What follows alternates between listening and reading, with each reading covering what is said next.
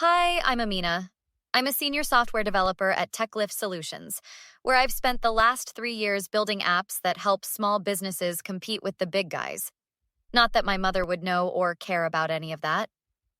The Christmas dinner table at my parents' suburban home looked like something out of a Hallmark movie. Roast turkey, cranberry sauce, twinkling lights, and my mother Maggie's picture-perfect table setting. My boyfriend Daniel squeezed my hand under the table as my father Rob carved the turkey. "So, Jake, how's the new position treating you?" Dad asked my brother, who was sitting across from me with that smug smile he's had since we were kids. "Actually, I have some news." Jake straightened his posture, looking around the table. "I got promoted to regional sales director yesterday. Comes with a company car and a 30% raise." The table erupted in congratulations. My mother practically glowed. "That's my boy, always reaching for the stars." Mom raised her wine glass. "A toast to Jake, the pride of the family." I forced a smile. "Congrats, Jake." "What about you, Amina? Still doing that computer thing?" Mom asked, not bothering to hide her disinterest. "I just led development on an app that increased our clients' revenue by 40%. We're up for an industry award next month." Mom barely looked at me. "How nice." "Sophia, pass the potatoes to your brother. He needs his strength for his important job." My younger sister Sophia caught my eye with an apologetic look as she passed the bowl. "Amina's job is important too, Maggie," Daniel said politely. "Her team's work is revolutionary in the small business space." Mom pursed her lips. "Well, I suppose someone has to do those sorts of jobs. Not everyone can be exceptional like Jake." I felt my cheeks burn. 3 years of therapy had taught me to let these comments slide, but something inside me was reaching a breaking point. "Hey, did anyone hear about Aunt Vivian's new vacation home?" Dad attempted to change the subject. "Speaking of homes," Mom continued, "Jake is looking at houses in Cedar Heights, such a prestigious neighborhood. I'm actually buying a condo downtown," I mentioned. "The paperwork's almost done." "A condo? Why waste money on that when you could save for a real house? This is why you're struggling while Jake thrives." "I'm not struggling, Mom. My company values me." "If only your family could—" Jake laughed, disguised as a joke. Mom sighed dramatically. "Sometimes I wonder where we went wrong with you, Amina. You know, at the Hendersons' party, everyone was talking about their children's accomplishments. I had plenty to say about Jake and even Sophia's internship. But when it came to you," she shook her head, "you're the most useless child we have." The table went silent. Daniel's hand tightened around mine. "Wow, Mom. Thanks for that." I set down my fork carefully. "You know what's actually useless? Spending 30 years trying to earn the approval of someone who decided I wasn't worth it before I could even walk." I looked directly into her shocked eyes. "I've built systems that help hundreds of businesses succeed. I make 6 figures. I volunteer teaching coding to kids. But sure, I'm useless because I don't brag about it or choose a career you can show off at your country club." "How dare you speak to me that way?" Mom gasped. "How dare you speak to your daughter that way?" Aunt Vivian countered from the end of the table. No one touched their food. No one spoke. For the first time in my life, I had answered back, and everyone went silent. The tension at the dinner table was thick enough to cut with a knife. Dad jumped up. "I think it's time for dessert." Classic Rob move. Diffuse, deflect, deny. I stepped outside for air, Daniel following. My phone buzzed with a text from Sophia. "Can we talk after dinner?" "My room." Later, I knocked on Sophia's door. "That was intense downstairs," Sophia said, sitting cross-legged on her bed. "But honestly, it was awesome seeing Mom finally speechless. 25 years of built-up comebacks will do that." "Remember my ballet recital?" Sophia twisted her hair nervously. "Mom spent the whole ride home talking about how Jake would have been better if he'd ever tried dancing. And my graduation when she complained my honors cords clashed with my gown. Meanwhile, Jake failed 3 classes senior year and she threw him a party for overcoming academic challenges." Sophia rolled her eyes. "Has she ever said anything to you about my job?" I asked. Sophia looked down. "She tells everyone you're between careers and tinker with websites while living off Daniel's money." "What? I make more than Daniel does. Last month at Aunt Carol's birthday, she told everyone you were laid off and too embarrassed to tell the family. My blood boiled. She's been spreading lies about me? It gets worse. She told Uncle Pete you borrowed money and never paid it back. 2 days later, at our apartment, Daniel suggested, "You need to document this behavior. Start keeping receipts." What, like record her? Maybe. Or save texts, emails, note dates and what was said. This is classic gaslighting. She's rewriting your reality. You sound like my therapist. Your therapist is right, and Sophia's experiencing the same thing. You're not crazy. I scrolled through family photos, stopping at one from Jake's graduation. Mom beaming, arm around Jake while I stood at the edge, half cropped out. The next morning I called Jake and asked to meet for coffee. "I'm busy with the new position," he said. "It's important, Jake. About Mom." At Starbucks, Jake was checking emails. "Make it quick, I've got a meeting." "Do you know Mom tells people I'm unemployed? That I borrow money and don't pay it back?" Jake looked uncomfortable. "She exaggerates sometimes." "That's not exaggeration. It's lying." "What do you want me to say, Amina? That Mom plays favorites? Fine, she does. And you're okay with that?" "Look, it's easier to just go along with it. Being the golden child has its perks, but it comes with expectations too." "So you admit it. I'm not blind. But what am I supposed to do? Give up my spot? Then we'd both be disappointments. You could stand up for me, for Sophia. And risk becoming the family punching bag? No thanks. I earned my position by playing the game."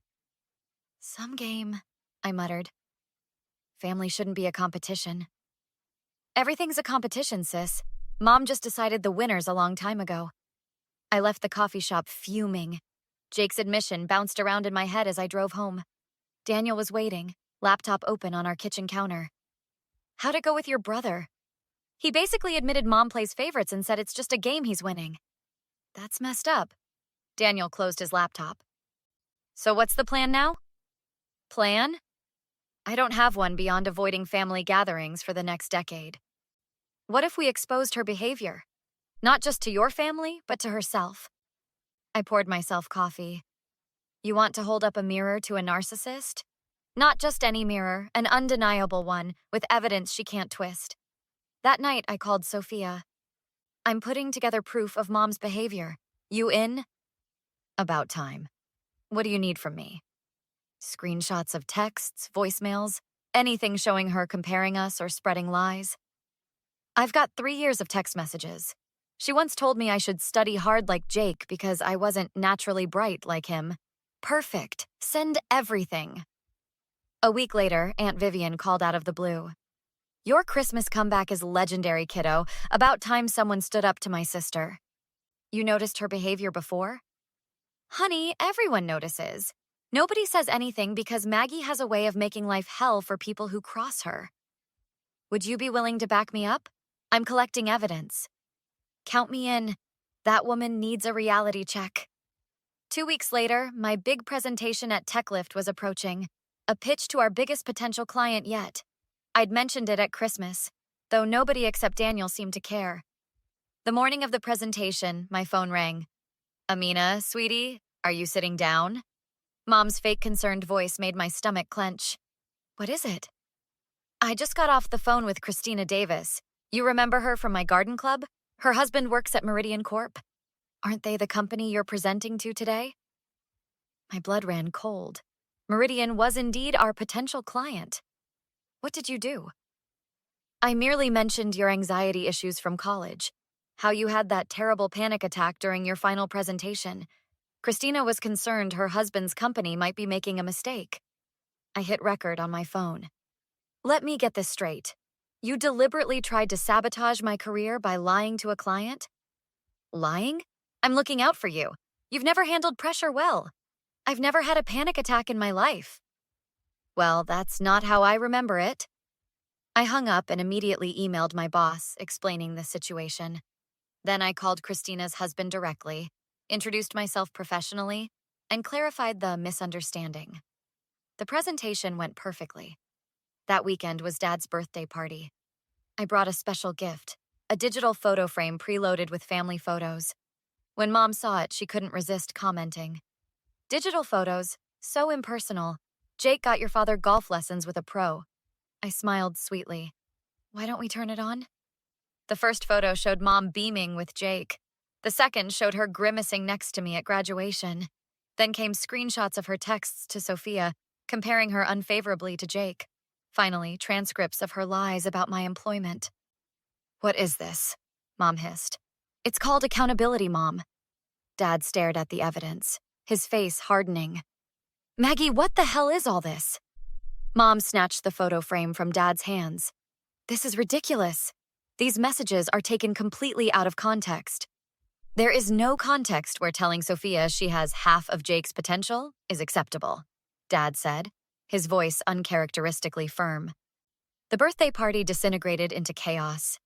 2 months later, we all gathered for the annual Thompson family reunion at my grandparents' lake house. I almost skipped it, but Daniel convinced me to go. You've got nothing to hide. She does. The reunion was tense from the start. Mom had strategically seated me at the kids' table, away from the adults. I quietly moved my place setting next to Daniel at the main table. That seat is for Aunt Carol, Mom announced loudly as everyone was settling in. Actually, Carol is sitting with Uncle Pete, I replied calmly. There's plenty of room here. Mom waited until midway through dinner when everyone was engaged in conversation, to strike. So, Amina, I heard TechLift is having layoffs. Should we be concerned? The table didn't go silent this time, but several conversations paused. Actually, we just secured the Meridian contract, the one you tried to sabotage by calling Christina's husband. Mom laughed nervously. I don't know what you're talking about. I pulled out my phone. I have the recording of our call right here. Want me to play it for everyone? You recorded me? That's illegal. Single-party consent state, Mom. Totally legal. Cousin Ellie leaned forward. What do you mean she tried to sabotage your contract? I explained exactly what Mom had done, playing key parts of the recording. Aunt Vivian nodded along, adding, Maggie did the same thing when Amina applied to Stanford. Told the alumni interviewer she had emotional problems. Is this true? Dad asked, face reddening. I was protecting her. She wasn't ready for Stanford. I had a 4.0 GPA and was valedictorian, I countered. How exactly was I not ready? You've always been so dramatic, Amina, Mom said, looking around for support. Nobody met her eyes. No, Mom, you're the dramatic one. You've been tearing me down my entire life while building Jake up, and lying about me to the family. Your sister is right, Sophia chimed in. You do the same to me, just not as badly. Jake stared at his plate. Dad stood up, napkin dropping to the floor. Enough, Maggie. I've ignored this for too long. You've been playing favorites with our children their entire lives, and I let it happen. Rob, you can't possibly. I can and I am. I've seen the evidence. I've watched it happen. No more. Mom's demeanor shifted instantly, tears forming. I'm sorry if you felt that way, Amina. I only wanted what was best. Save it. That's not an apology. That's damage control. What do you want from me? I'm your mother. I want nothing from you anymore, that's the point. In the months that followed, everything changed. Dad moved into the guest room, then eventually got his own place.